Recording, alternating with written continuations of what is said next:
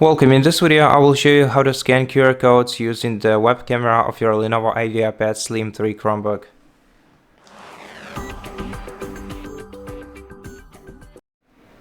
To do that, we're gonna have to make sure that the manual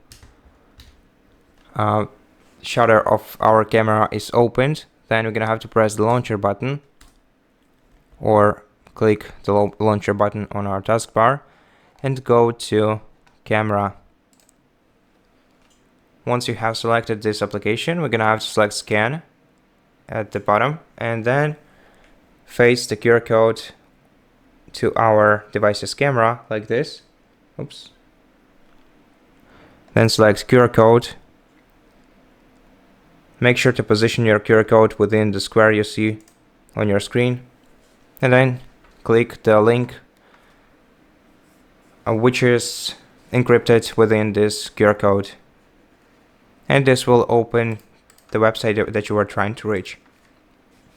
And that's it. Thank you for watching this video. If it helped you, please consider subscribing to our channel, leave us a like and a comment below, and I'll see you in the next one.